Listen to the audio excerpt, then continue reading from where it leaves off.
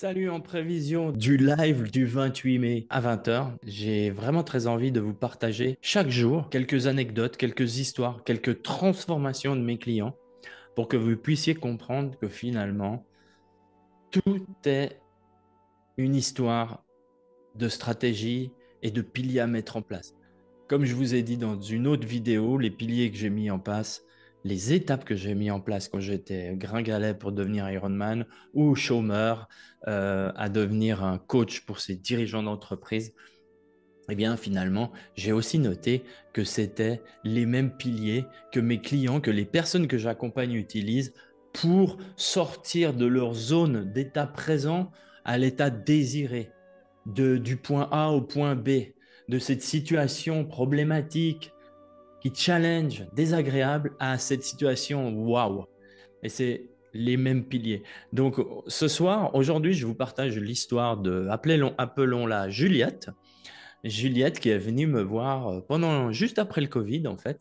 Et en fait, ce qui s'est passé, c'est que lorsque je l'ai rencontrée, elle m'a tout de suite dit, Pierre-Alain, ça fait 3 mois que je te suis, que je suis tes publications sur LinkedIn. Et là, la semaine dernière, tu as fait une publication, j'avais l'impression que tu étais dans ma tête. Et je me suis dit, ce gars-là, comment il fait pour savoir ce que je pense, au fond de moi, de manière intime? Et je vais le contacter. On s'est rencontrés pour un café.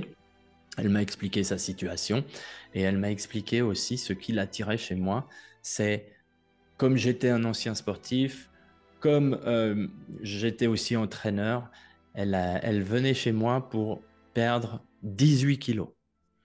Et elle avait tout essayé jusqu'à maintenant, selon elle. Bon, ce qu'elle avait essayé, c'était la nutritionniste, la coach personnelle. Et puis finalement, eh bien, elle s'est dit, il faut que j'aille chez ce type parce que ce qu'il dit, ça me parle et j'ai l'impression qu'il est dans ma tête. Et l'objectif, c'était ça, c'était de perdre ces 18 kilos. Pourquoi? Ça, c'est toujours une question que je pose avant d'accompagner des gens. Pourquoi vous voulez faire cette démarche? Et son pourquoi, il était qu'elle voulait remettre à nouveau ses robes et ses jupes et ses habits d'avant la grossesse. Et du coup, on a démarré le coaching, je m'en souviendrai toujours. La première séance, elle était en habit de sport, on est allé marcher. Et moi, j'étais parti sur une éventualité de marcher, de parler un peu et effectivement de voir comment je pourrais l'aider au niveau de la condition physique, de l'activité physique et parler avec elle de son hygiène de vie, de ce qu'elle faisait, de faire un bilan complet. Et finalement, je pense qu'on a fait 200 mètres. Et au bout de 200 mètres, elle avait tellement mal aux jambes qu'on est revenu. Et là, on a discuté. Et effectivement, je lui ai dit qu'on n'allait pas tout de suite commencer par le sport, mais ça serait bien qu'on évoque d'autres sujets, qu'on explore d'autres pistes. Et qu'elle pouvait compter sur moi pour passer à l'action. Et ça lui a fait peur. Elle m'a dit, waouh, là, ça me challenge parce que, en fait, je réalise que tout ce que j'ai fait jusqu'à maintenant, j'ai toujours abandonné. Je suis jamais allé au bout. Et c'est ce qui explique aussi ses résultats. Donc, en 6 mois, elle a perdu 18 kilos et nous n'avons pas fait une seule séance de sport. Pas une. Une marche en forêt pour changer d'environnement, mais pas une seule séance de sport. Ce que je veux vous dire par là, c'est que parfois, on a un problème, une problématique, un schéma. C'est des schémas de fonctionnement. Ce pas des problèmes. C'est trop négatif le mot problème. C'est on a un schéma de fonctionnement. On a un schéma qu'on a installé dans notre cerveau depuis souvent l'enfance, depuis des événements particuliers qu'on a pu vivre pendant qu'on était adulte. Un deuil, un licenciement, du harcèlement, une tromperie, etc. C'est des choses qui marquent. Et en fait, ces schémas sont bloqués. Et tant qu'on est dans ces schémas de fonctionnement, on ne peut pas avancer. Ce pas les bonnes pistes de manger différemment, ou de courir, ou de faire du sport. D'ailleurs, son corps lui a dit, tu ne vas pas bouger. Son corps lui a parlé et lui a dit, tu ne vas pas bouger, le- la, la solution ne se trouve pas ici. Et du coup, on a fait ce cheminement ensemble.